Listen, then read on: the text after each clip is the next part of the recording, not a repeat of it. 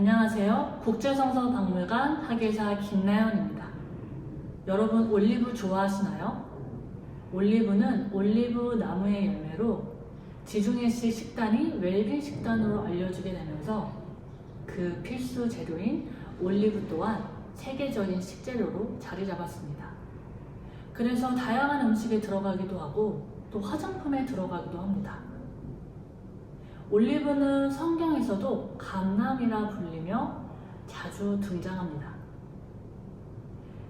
이번 기획전시 올리브 지중해전에서는 관련된 소장품 전시와 함께 다양한 디지털 콘텐츠로 올리브에 담긴 다양한 이야기와 쓰임의 모습들을 여러분께 소개합니다. 자, 그럼 먼저 올리브에 대해서 잠시 알아볼까요? 올리브는 사시사철 푸른 나무입니다. 지름은 1m에 이르지만 높이는 불과 5m에서 8m에 지나지 않습니다. 그리고 올리브 열매를 맺기까지는 사실 수년의 시간이 걸리기도 하죠. 올리브 나무는 물을 많이 필요하지 않아서 여름에는 건조하고 겨울에만 비가 내리는 지중해 지역에서 재배하기에 적합한 조건을 갖고 있습니다. 그래서 이 지역 사람들은 고대부터 올리브를 핵심 식재료로 사용을 해왔습니다. 올리브는 열매 그 자체로 먹기도 하지만 열매를 짜서 기름으로 만들어서 더 많이 사용을 하게 됩니다. 그 올리브 기름과 연관성이 있는 중요한 장소가 있는데 바로 어디일까요? 겟세마네 동산입니다.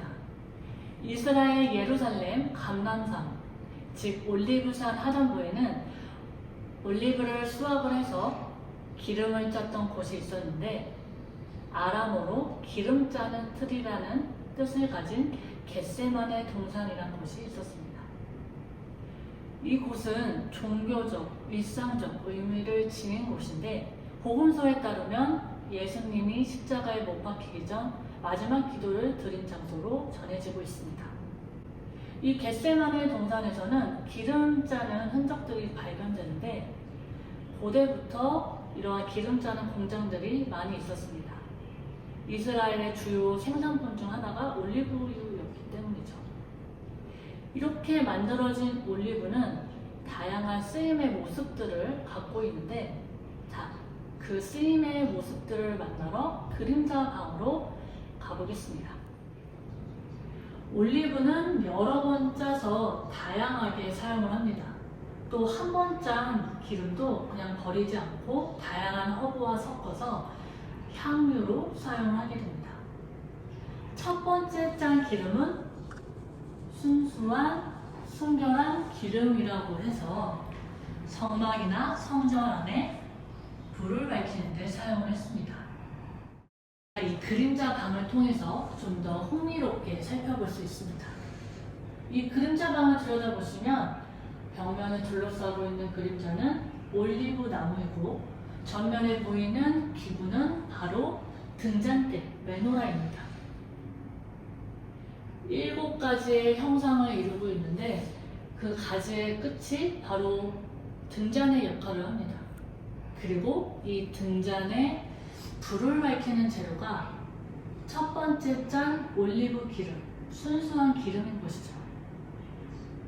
이 메노라는 현대에 오면서 다양하게 만들어지기도 합니다.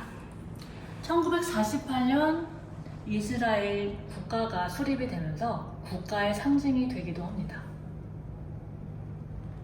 자, 두 번째 짠 기름은 육개나 계피 등을 섞어 왕이나 제사장 머리에 붓는 관유로서 사용을 했습니다.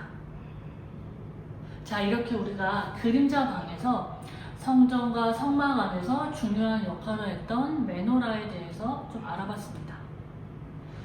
초대교회나 고대교회에서는 이렇게 메노라처럼 중요한 역할을 한 또 기구가 있었는데, 자, 한번 잠시 만나러 가볼까요? 향로입니다. 초대교회 예배 시간에서는 향을 넣은 향로를 흔들어 교회 전체에 향이 가득하게 했습니다. 또 향로의 표면에는 예수와 관련된 그림들을 주조하기도 했으며, 또 향로의 끝에는 고리가 있는데 이 고리에 사슬을 연결을 해서 교회 전반에 걸어두었습니다. 고대 교회에서는 등잔을 볼 수가 있는데, 고대 교회의 천장은 굉장히 높아서 사실 창으로만은 채광이 부족했습니다.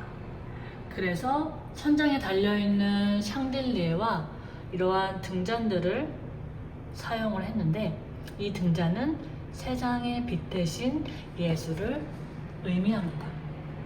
그럼 좀 더 일상적으로 돌아가서 일상 속에서 불을 밝혔던 등잔에 대해서 만나보겠습니다. 여기 시대에 따른 다양한 등잔들이 전시되어 있습니다.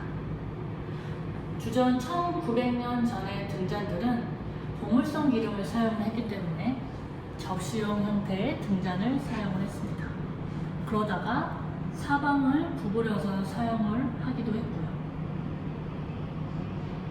기름의 종류가 동물성에서 식물성 기름, 즉 올리브 기름으로 또 넘어가게 되는데, 제가 앞서서 올리브 기름은 여러 번 짠 것을 사용하게 된다고 말씀을 드렸는데, 5번째 짠 기름을 바로 이 등잔에 사용을 하게 됩니다.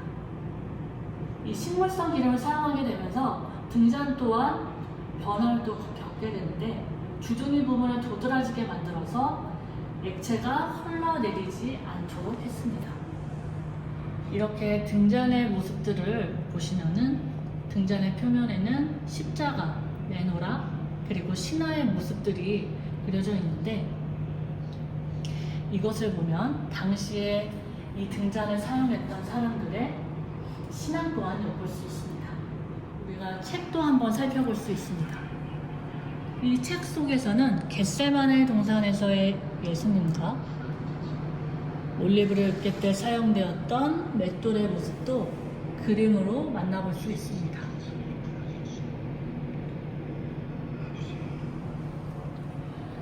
올리브는 사실 열매뿐만 아니라 나무 그 자체에도 쓰임들이 있는데요. 자, 첫 번째,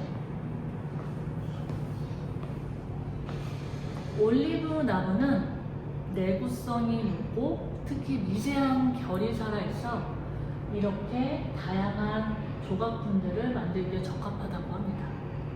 하지만 성장하는 데 수년이 걸리고 높이도 5m에서 8m에 지나지 않기 때문에 굉장히 비싼 가격에 판매되고 있습니다. 그리고 두 번째, 올리브 나무까지는 평화를 상징하기도 합니다.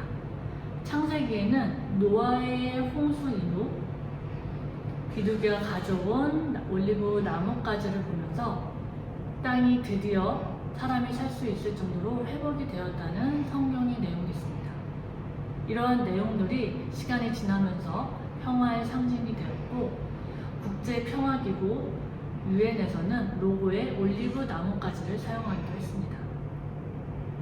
자, 그럼 마지막으로 이번 기획전시를 입체적으로 좀 더 보실 수 있도록 저희들 실감 콘텐츠를 마련했습니다. 겟세마네 동산을 무대로 해서 올리브가 열매를 맺기까지의 시간과 이곳에서의 예수님의 마지막 시간을 돌아보는 실감 콘텐츠를 상영합니다.